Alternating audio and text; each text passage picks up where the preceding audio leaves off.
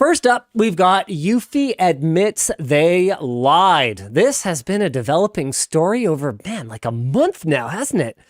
In a blog post addressed to Eufy security customers and partners, Anker, the parent company of Eufy, admitted to using the cloud to send mobile push notifications with small preview images, which are protected by end-to-end encryption and deleted shortly after being sent. Okay. The company also admitted to a security flaw in the live view feature on its web portal, but denied that any user data had been exposed or that facial recognition data was sent to the cloud. Eufy has made changes to the feature to require users to log into the web portal in order to view live streams or share active links to them. The company stated that it is committed to reducing the use of the cloud in its security processes wherever possible, and that it complies with all industry standards. Discussion question here is, how much does an incident like this really tarnish a brand or its bottom line? I don't know. It depends how mainstream it is. It varies a lot, yeah.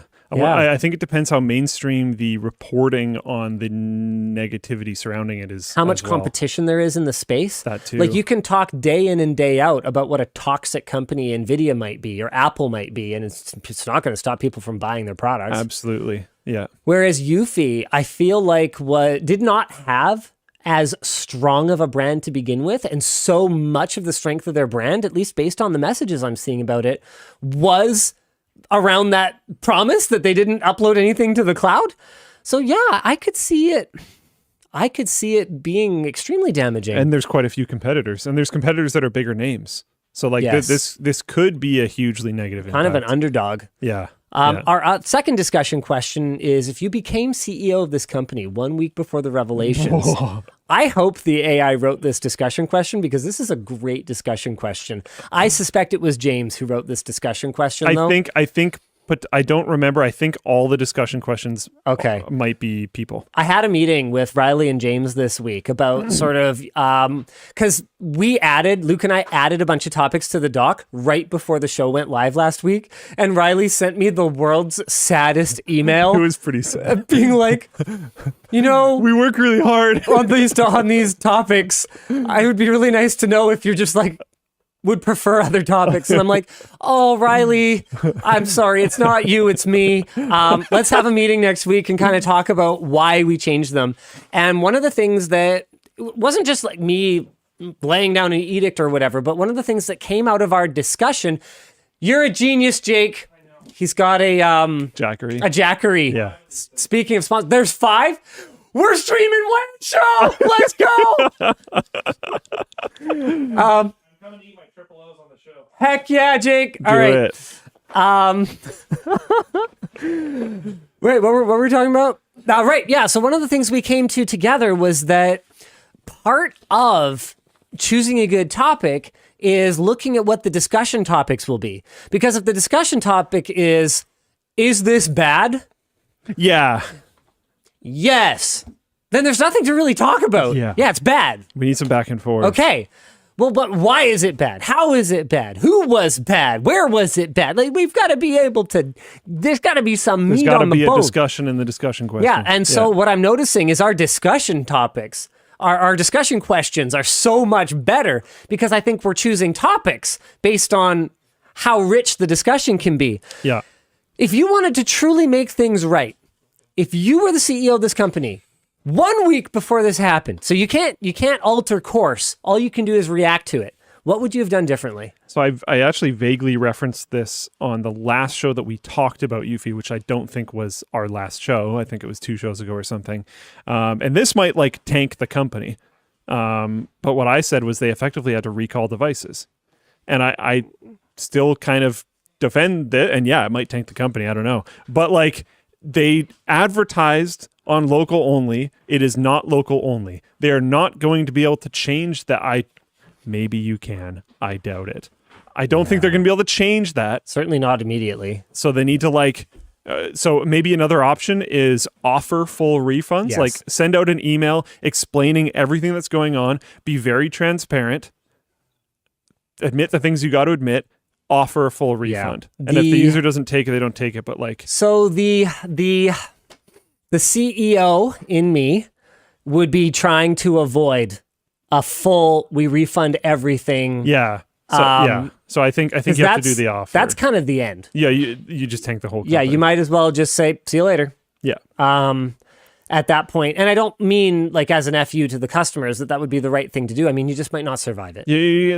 You just spent so much money on R&D. You spent so much money on tooling. You spent so much money on manufacturing. You spent so much money on shipping. Yeah. Now you have to pay for more shipping. Yeah, to take it all back. Didn't gain anything. Yeah. So what I would be trying to do is offer that option because you kind of have to. Yeah. But I would be trying to come up with a more compelling option that doesn't hurt me quite so much. Yeah.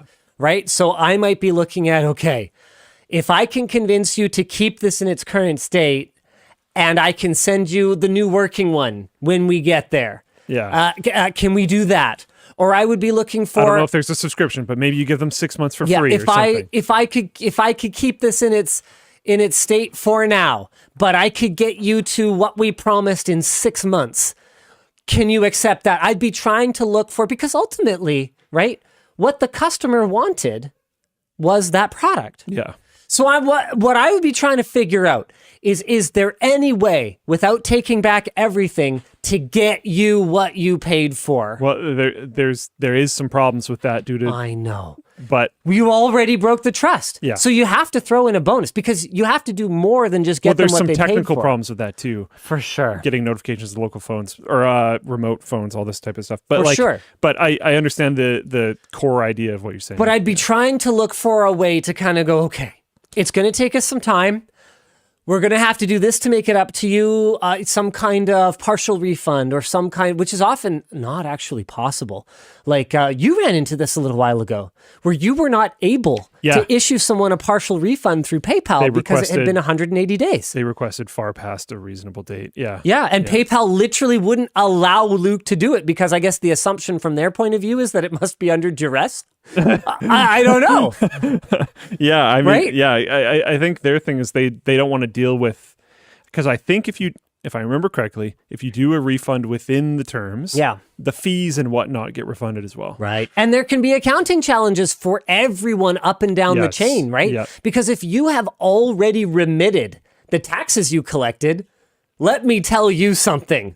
The state of California ain't going to be giving you back those taxes you remitted. Yeah, no chance. No matter who you refunded, whatever you refunded to. Yeah. So there's challenges. So you're just eating it. Yeah. Well, I mean, even if you just eat it, the reporting for that would be a nightmare. I don't even know how you would account for it.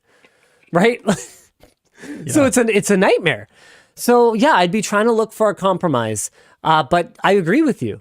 You don't have a choice. You have to offer the option. You have to do something. You have to offer the option. And a bunch of people are going to take it. But if you are sincere and you are open, and this time you're honest, you might have a solid amount of people that don't run. But they didn't do that. They've taken too long.